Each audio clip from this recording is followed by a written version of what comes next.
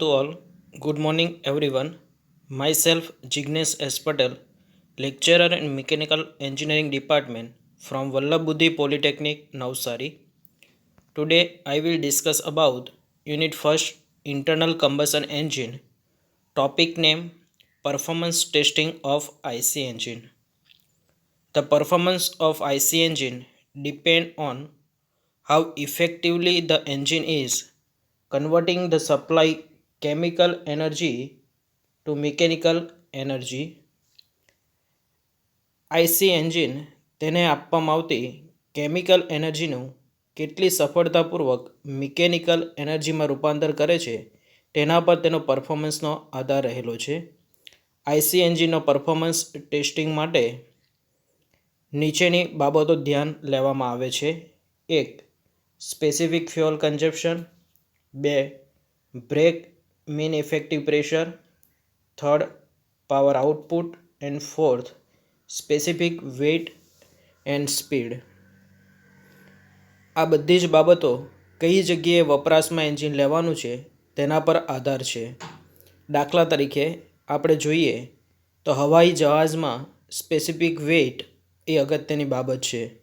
Industrial વપરાશ માટે specific fuel વપરાશ એ અગત્યની બાબત છે. આઈસી એન્જિનના મુખ્ય પરફોર્મન્સના પેરામીટર એ નીચે પ્રમાણે છે. 1. Indicated power. 2. Mean effective pressure. 3rd, brake power. 4th, mechanical efficiency. 5th, specific fuel consumption. 6th, thermal efficiency. 7, heat balance sheet. 8, volumetric efficiency. And 9, air and fuel ratio. First જોઈએ તો indicated power. The power produced inside the engine cylinder by burning of fuel is known as indicated power. Indicated power એટલે ફ્યુઅલના દહન દ્વારા દહન ચેમ્બરમાં જે કુલ power પેદા થાય એને ઇન્ડિકેટેડ પાવર કહેવામાં આવે છે. ઇન્ડિકેટેડ પાવર એ સિલિન્ડરની અંદર ઉત્પન્ન થતો પાવર છે. આ પાવર કાગળ ઉપર અંકિત કરેલા ડાયાગ્રામની મદદથી ઇન્ડિકેટરની મદદથી આપણે ફાઇન્ડ આઉટ કરી શકીએ. એના માટેનું ઇક્વેશન છે indicated power is equal to PM into L into A into N divide by 60,000 unit of kilowatt, where PM is equal to mean effective pressure. Performance ટેસ્ટિંગની અંદર મેન ઇફેક્ટિવ પ્રેશર હંમેશા newton per metre સ્ક્વેરની અંદર લેવામાં આવે છે. ત્યારબાદ stroke length મીટરમાં. A is equal to cross sectional area of piston અથવા તો સિલિન્ડર કે જે π/4 d², કે જ્યાં આગળ ડી ડાયામીટર ઓફ પિસ્ટન અથવા તો બોર કે જે મીટરની અંદર લેવામાં આવે છે. ત્યારબાદ small n is equal to power સ્ટ્રોકની સંખ્યા કે જેમાં small n is equal to capital N/2, કે જ્યારે 4 સ્ટ્રોક એન્જિન હોય ત્યારે એ પાવર સ્ટ્રોક હાફ કન્ડિશનમાં આપણે લઈએ છીએ. ત્યારબાદ small n is equal to capital N for 2 stroke engine માટે, જ્યાં capital N speed of the engine કે જે RPMમાં લેવામાં આવે છે. Second, mean effective pressure. Mean effective pressure is defined as hypothetical pressure which is thought to be acting on the piston throughout the power stroke, કે જે કાલ્પનિક સરેરાશ પ્રેશર પિસ્ટન ઉપર સ્ટ્રોક દરમિયાન લાગે છે કે જેને મેન ઇફેક્ટિવ પ્રેશર કહેવામાં આવે છે. મેન ઇફેક્ટિવ પ્રેશર એ ફાઇન્ડ આઉટ કરવા માટે પીવી ડાયાગ્રામ કે જે ઇન્ડિકેટર ડાયાગ્રામ પણ કહેવામાં આવે છે, કે જેના દ્વારા mean effective pressure find out કરી શકીએ. એના માટેનું equation mean effective pressure is equal to area of the diagram divide by length of the diagram multiply by spring scale. કે જેને આધારે ઇન્ડિકેટર મેથડની મદદથી mean effective pressure find out કરી શકાય. ત્યારબાદ છે brake power. It is a power available at engine crankshaft for doing useful work. It is also known as engine output power. Crankshaft ઉપર મળતા કુલ પાવરને શાફ્ટ પાવર કહેવામાં આવે અથવા તો એને આઉટપુટ પાવર તરીકે પણ ઓળખવામાં આવે છે. બ્રેક પાવર ફાઇન્ડ આઉટ કરવા માટે ડાયનેમોમીટરનો ઉપયોગ કરવામાં આવે છે. સામાન્ય રીતે બ્રેક ડાયનેમોમીટર આપણે યુઝ કરી શકીએ જ્યારે સ્મોલ અને મીડિયમ કેપેસિટીના એન્જિન માટે એબ્ઝોર્પ્શન ડાયનેમોમીટર કે જેનો ઉપયોગ કરવામાં આવે છે. જ્યારે સેકન્ડ છે કે ફ્રિક્શન ટાઈપ અથવા ઇલેક્ટ્રિક કે હાઇડ્રોલિક પ્રકારના કે જેમાં ફ્રિક્શન ટાઈપ ડાયનેમોમીટર છે એ ઓછી ઝડપવાળા અને નાના એન્જિન માટે પણ વાપરી શકાય છે. બ્રેક રોપ ડાયનેમોમીટર વિશે આપણે જોઈશું. તો બ્રેક રોપ ટાઈપ ડાયનેમોમીટર કે જેમાં રોપને બ્રેક ડ્રમ ઉપર વાઇન્ડ કરવામાં આવે છે ને બ્રેક ડ્રમ છે એને ક્રેન્કશાફ્ટ ઉપર બેસાડવામાં આવે છે. રોપનો એક છેડો સ્પ્રિંગ બેલેન્સ જોડે એટેચ કરેલો હશે જ્યારે બાકી રહેલો બીજો છેડો કે જ્યાં પાનની અંદર વેઇટ મૂકવામાં આવે છે. જુદા જુદા વેઇટ લટકાવીને એન્જિન ઉપર લોડ આપવામાં આવે અને એ દરમિયાન સ્પ્રિંગ બેલેન્સ છે એનું રીડિંગ નોટ કરવામાં આવે.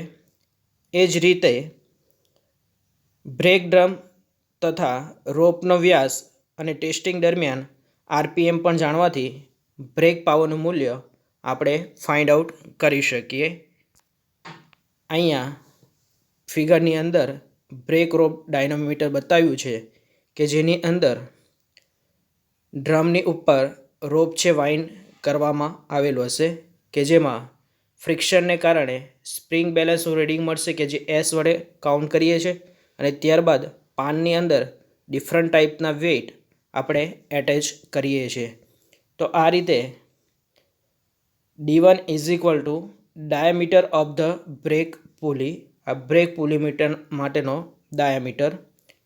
Small d1 is equal to diameter of rope, જે રોપ આપણે વાઇન્ડ કરેલી છે એનો ડાયામીટર. તો total effective diameter of drum કેટલો થશે? તો drum diameter plus rope diameter is equal to d1 plus small d1. W is equal to dead weight કે જે ન્યૂટનની અંદર લેવામાં આવે છે. S is equal two spring balance reading કે જે ન્યૂટનમાં લેવામાં આવશે. Capital N is equal two speed of the engine કે જે આરપીએમમાં લેવામાં આવે છે. W માઇનસ S કે net load on the drum which is acting on the radius of drum d/2. W minus S A net load થશે કે જે break ડ્રમના રેડિયસ ઉપર એક્ટિંગ દરમિયાન d/2 રેડિયસ ઉપર લાગશે. Torque T is equal two W minus S d/2 newton into metre. તો work done per minute is equal to rope ડાયનેમોમીટરમાં W minus S into pi into D into N. Unit થશે newton into metre per minute. તો work done per second W minus S into pi into D into N divide by 60 newton per metre per second is equal to newton into metre એ joule થશે, joule per second means watt. So work done per second is equal two W minus S pi into D into N divide by 60 watt. Now brake power is equal to W minus S into pi into D into N divided by 60,000 kilowatt. Same condition, જો brake ડ્રમના radius ઉપર લાગે means W minus S into D by two, that means a torque. So brake power is equal to 2 pi nt divided by 60,000 kilowatt. Third, frictional power. The friction power, the difference between indicated power to brake power is called friction power. Means friction power is equal to indicated power minus brake power, કે જ્યાં frictional પાવરને પણ આપણે કિલોવોટની અંદર consider કરવામાં આવે છે. Friction power પણ બે મેથડની મદદથી ફાઇન્ડ આઉટ કરી શકાય. એક તો ઇન્ડિકેટરની મદદથી ઇન્ડિકેટર, બ્રેક રોપ ડાયનામોમીટરથી બ્રેક પાવર, અને ત્યારબાદ બંનેનો ડિફરન્સ લઈ ફ્રિક્શન પાવર એક ફર્સ્ટ મેથડથી ફાઇન્ડ આઉટ કરવામાં આવે. ત્યારબાદ સેકન્ડ મેથડ છે મોર્સ ટેસ્ટ, કે જેની મદદથી પણ ફ્રિક્શનલ પાવર ફાઇન્ડ આઉટ કરી શકાય. ત્યારબાદ mechanical efficiency. The ratio of output power upon input power is called mechanical efficiency.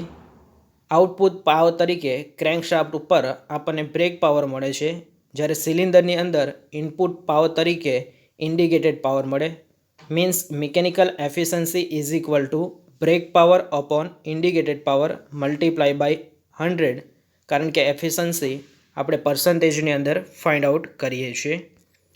Next, thermal efficiency. એમાં first indicated thermal efficiency. The efficiency is the ratio of energy in the indicated power to the input fuel energy in appropriate unit. સિલિન્ડરની અંદર ઉત્પન્ન થતા power અને તેટલા જ સમય દરમિયાન ફ્યુઅલના દહન દ્વારા એન્જિનને આપવામાં આવતી હીટ એનર્જીના રેશિયોને ઇન્ડિકેટેડ થર્મલ એફિશિયન્સી કહેવામાં આવે છે, જેનું notification eta ITH is equal to indicated power into 3600 divide by MF into CV multiply by 100, કે જ્યાં ઇન્ડિકેટેડ પાવર કિલોવોટમાં, MF mass of fuel kg per second, અને CV calorific value of fuel kilo joule per kg. Same condition brake thermal efficiency. Brake thermal efficiency કોને કહેવામાં આવે? તો engine shaft ઉપર મળતા વર્ક અને એનર્જીને બળતણના દહન દ્વારા આપવામાં આવતી હીટ એનર્જીના ગુણોત્તરને બ્રેક થર્મલ એફિશિયન્સી કહેવામાં આવે છે, કે જે બ્રેક પાવરને રિલેટેડ ફાઇન્ડ આઉટ કરી શકાય. એમના માટેનું નોટિફિકેશન ઇટા BTH, કે brake power into 3600 divide by MF into CV multiply by 100, કે જ્યાં આગળ brake power kilowatt, MF mass of fuel kg per second, અને CV calorific value of fuel kilo joule per kg. Same condition specific fuel consumption. Specific fuel consumption means in this time to produce unit power, the quantity of fuel used is known as specific fuel consumption. એકમ સમયમાં એકમ power પેદા કરવા માટે જે ફ્યુઅલનો જથ્થો વપરાય એને સ્પેસિફિક ફ્યુઅલ કન્ઝપ્શન કહેવામાં આવે છે. એન્જિનની અંદર બે પ્રકારના પાવર જનરેટ કરવા માટે સ્પેસિફિક ફ્યુઅલ કન્ઝપ્શનનો યુઝ થતો હોય. એક બેઝ ઓન બ્રેક પાવર અને second base on indicated power. તો specific fuel consumption is equal to fuel use per hour divide by brake power અથવા તો indicated power. Means MF kg per અવરમાં divide by brake power અથવા તો indicated power, કે જેને આધારે fuel consumption find out કરી શકાય. બાજુની અંદર ફિગર બતાવવામાં આવેલી છે, કે જેમાં જેમ જેમ બ્રેક પાવર વધતો જાય તેમ તેમ સ્પેસિફિક ફ્યુઅલ કન્ઝપ્શન ઘટતું જશે.